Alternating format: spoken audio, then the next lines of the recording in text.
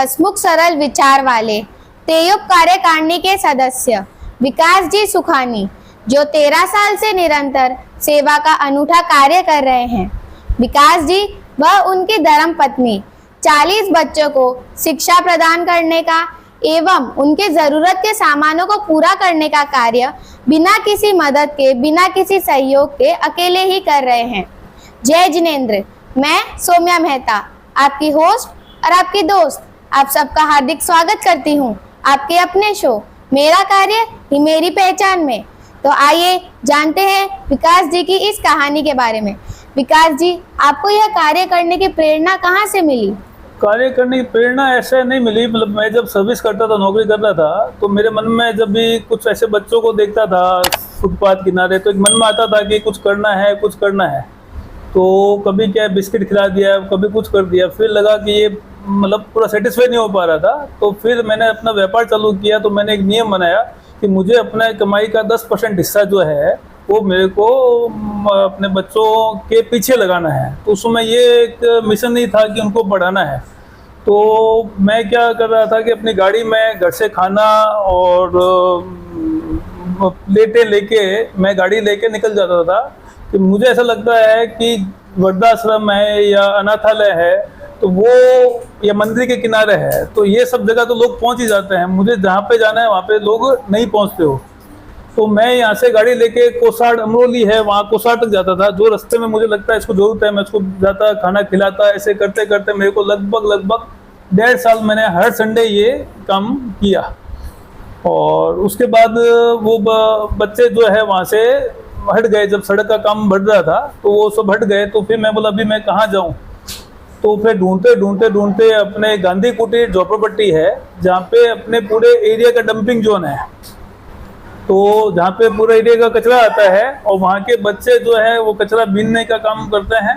और जो उनके पिताजी किसी के हैं, किसी के नहीं हैं, वो दारू पी के अपने पड़े रहते हैं। तो ऐसा लगा कि मुझे वहाँ पे कुछ करना चाहिए।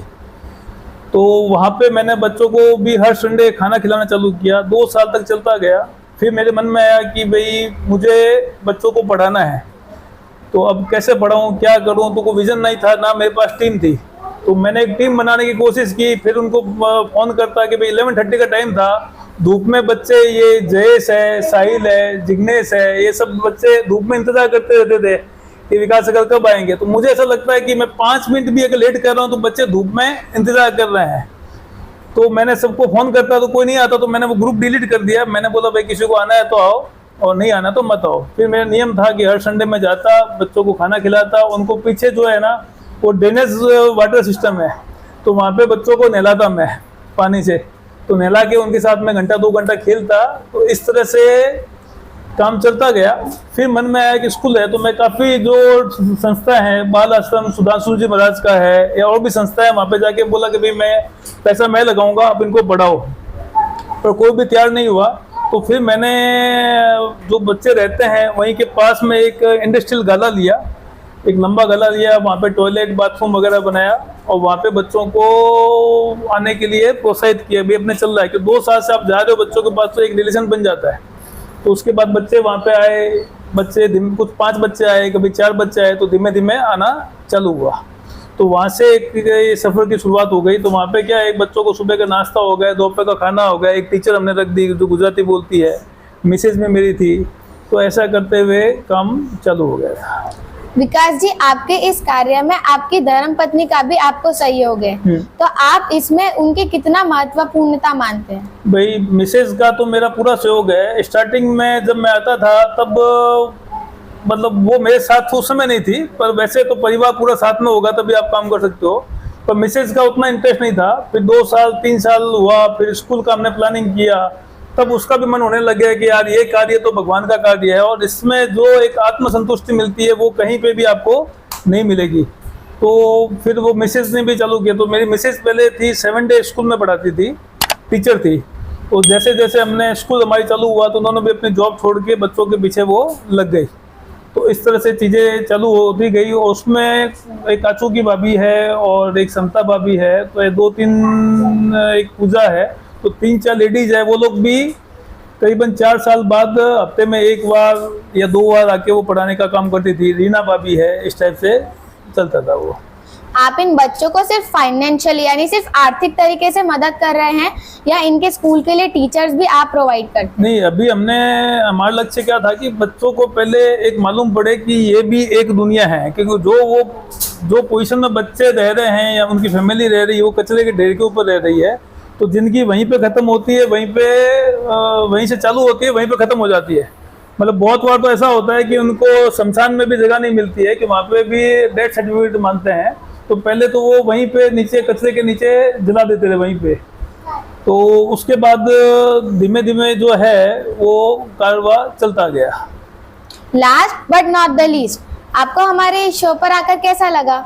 बहुत अच्छा लगा और आपसे मिलकर अच्छा लगा। इतनी छोटी उम्र में भी जो आपका कॉन्फिडेंस लेवल है, जो आपकी समझ है, तो मैं चाहूँगा भाई आप बहुत अच्छे लेवल पे आगे जावें, ये शुभकामना है। और सभी से एक निवेदन है कि भाई हमने तो 14 साल लगभग हो गए मेरे को, तो 14 साल से बच्चे आ रहे हैं, पढ़ रहे हैं, और बच्चे अभी 10th क्लास तक आ गए, 11th तक आ गए। जयेश वो 11th में है, जिग्नेश 10th में है, साहिल 10th में है, ये छाया कहाँ गई, छाया है। तो करीबन लगभग 8 से 10 बच्चों ने 10th क्लास भी निकाल लिया है। तो एक सफर चल रहा है। तो पहले एक हमारी व्यवस्था थी कि पहले बच्चों की आदत को डालना कि भाई ये जीवन है, तो पहले अपने स्कूल में आना, खेलना कूदना, थोड़ा पढ़ना। उसके बाद जैसे बच्चे धीमे धीमे 2 साल 3 साल जैसे निकला आगे, अब लगने लग गया कि भाई काफ़ी बच्चे आ रहे हैं और हर उम्र के बच्चे हैं, तो फिर उनके लिए हाई स्कूल की व्यवस्था की। तो एक हाई स्कूल में जो गवर्नमेंट स्कूल है उसके साथ में हमने टाइप किया, जो अच्छा स्कूल है गौरडो रोड पे, तो वहाँ पे हमने एक वैन की व्यवस्था कर दी अपनी। तो वो वैन बच्चों को ले जाती है और वहाँ पे वापस छोड़ देती है, और सुबह पहले अपने यहाँ पे बच्चे आते हैं। तो ऐसा सिस्टम चला गया। जैसे जैसे बच्चे थोड़े से बेटर आए तो उनको हाई स्कूल में डाल दिया, प्राइवेट स्कूलों में। तो प्राइवेट स्कूलों में जो उन्होंने अच्छा किया, वो बच्चों को भी पीपी सवानी अब्रामा हॉस्टल में डाल दिया। तो मेन प्रॉब्लम क्या है कि अपने पास में बच्चे 6 घंटे रह रहे हैं, 7 घंटे रह रहे हैं, बाकी घंटे तो वही कचरे के ढेर के ऊपर रहते हैं। तो उससे क्या है कि भाई उनका जीवन कैसे चेंज हो सके या पूरा आगे कैसे बढ़ सके, तो उसके लिए भाई हॉस्टल में डाला है। और एक बीच में छोटी शुरुआत की थी, हो सकता मेरी गलत था, मैं पता नहीं, मैंने फ्लैट लिया था। तो मेरी इच्छा थी कि भाई बच्चे जो है ना वो सेना में जावे। तो मैं आरएसएस में, हमारे एक मित्र हैं, तो उन्होंने बोला कि आप पीपी सवानी अब्रामा में डाल रहे हो और लाखों रुपए वहाँ पे खर्चा कर रहे हो, तो एनडीए में जाने के लिए इनको प्रॉपर गाइड अपने ट्रेनिंग की जरूरत पड़ेगी, जिनमें इंग्लिश स्पीकिंग है, चाहे कंप्यूटर का है, XYZ। तो मैंने गौरडो रोड LB पार्क में फ्लैट लिया। पूरा फ्लैट को मतलब पूरा घर जैसे बसाना है, तो मुझे ऐसा लग रहा है मैं अपना घर बसा रहा हूँ। मैंने वैसा पूरा बनाया, और 1 2 3 4 और लगभग 8 बच्चे वहाँ पे रहते थे। और 2 बच्चों की जो माँ है उसको मैंने वहाँ पे रखा केयर टेकर के लिए। उसको मैं 10,000 रुपये महीना भी देता था, उसके बच्चे भी वहाँ पे पढ़े, वहीं पे रहे, माँ भी रहती थी। तो 2-3 महीना तो एक कारवा चला। तो बच्चों में एक चेंजिंग आया कि बच्चे सुबह सुबह आरएसएस की शाखा में जा रहे हैं, तो पूरा एक नियमित था। उसके बाद बच्चों की माँ जो है वो छोड़ के चली गई। फिर मैंने काफ़ी प्रयास किया कि भाई दूसरा कोई आवे, 1-2 जन आए भी, पर वो चीज़ें सेट नहीं हुई। तो फिर बच्चे भी वापस चले गए, तो मुझे पूरा बसा बसाया घर छोड़ के वापस इनको हॉस्टल में डालना पड़ा। तो हम फिर मिलेंगे एक नई हस्ती के साथ एक नए वीडियो में। आपको यह वीडियो पसंद आया हो तो लाइक करें, सब्सक्राइब करें और ज़्यादा से ज़्यादा शेयर करना ना भूलें। जय जिनेंद्र।